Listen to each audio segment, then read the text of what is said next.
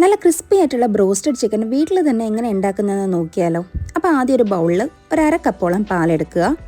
അതിനുശേഷം അതിനെ ഒന്ന് മോരാക്കാൻ വേണ്ടി ഒരു അരമുറി നാരങ്ങ നീരോ അല്ലെങ്കിൽ കുറച്ച് വിനീഗറോ ചേർത്ത് കൊടുക്കുക. ഒരു 5 മിനിറ്റ് തന്നെ റെസ്റ്റ് ചെയ്യാൻ വെക്കുക. ഇനി ബോൺലെസ് ആയിട്ടുള്ള ചിക്കൻ പീസ് അതിലോട്ടൊന്ന് ഡിപ്പ് ചെയ്ത് വെക്കുക. അപ്പോൾ ബോൺലെസ് പീസസ് തന്നെ എടുക്കാൻ വേണ്ടി നോക്കുക കേട്ടോ. ഇനി അതിലോട്ട് കുറച്ച് കുരുമുളക് പൊടി, കുറച്ച് ഉപ്പ് പൊടി, ഇത് രണ്ടും കൂടെ ആഡ് ചെയ്തതിന് ശേഷം നന്നായിട്ട് മിക്സ് ചെയ്ത് ഒരു 10 to 15 മിനിറ്റ്സ് ഒന്ന് റെസ്റ്റ് ചെയ്യാൻ വെക്കാം. അപ്പോൾ ഇനി അതിൻ്റെ മസാലാസ് നമുക്ക് തയ്യാറാക്കാം. ആ ടൈം കൊണ്ട് ഒരു അരമുറി സവാളയും കുറച്ച് ഇഞ്ചി വെളുത്തുള്ളിയും കൂടെ ഒന്ന് ചതച്ചെടുക്കുക. ഇനി ഒരു 15 മിനിറ്റ് കഴിയുമ്പോഴത്തേക്ക് നമ്മൾ ചതച്ച് വെച്ചിരിക്കുന്ന സവാളയും ഇഞ്ചിയും വെളുത്തുള്ളിയും കുറച്ച് മഞ്ഞൾപ്പൊടി, മുളക് പൊടി, ഒരുപാട് മുളക് പൊടിയുടെ ആവശ്യമില്ല, ഒരല്പം മതി കേട്ടോ. അതിനുശേഷം ഒരു കോഴിമുട്ടയും കുറച്ച് മൈദാപ്പൊടിയും ഏകദേശം 2 ടേബിൾ സ്പൂണോളം മൈദാപ്പൊടിയും കൂടെ ചേർത്ത് കൊടുക്കുക. അതിനുശേഷം ആവശ്യത്തിനുള്ള ഉപ്പും കൂടെ ഇട്ട് ഒരു അരമണിക്കൂർ നമുക്കിതിനെ ഇനി മാരിനേറ്റ് ചെയ്ത് റെസ്റ്റ് ചെയ്യാൻ വയ്ക്കാം. ഫ്രിഡ്ജിലാണ് വയ്ക്കുന്നതെങ്കിൽ അത്രയും നല്ലതാണ് കേട്ടോ.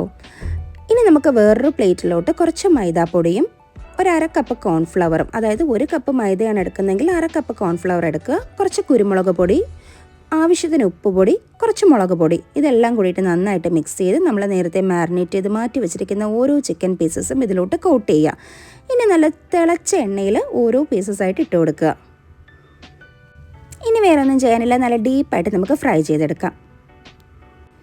അപ്പോൾ നല്ല ക്രിസ്പി ആയിട്ടുള്ള നമ്മുടെ ബ്രോസ്റ്റഡ് ചിക്കൻ ഇവിടെ റെഡി ആയിട്ടുണ്ട്. കുറച്ച് മയണൈസോ കെച്ചപ്പോ ഒക്കെ കൂട്ടി കഴിക്കാം. നല്ല അടിപൊളി ടേസ്റ്റാണ്.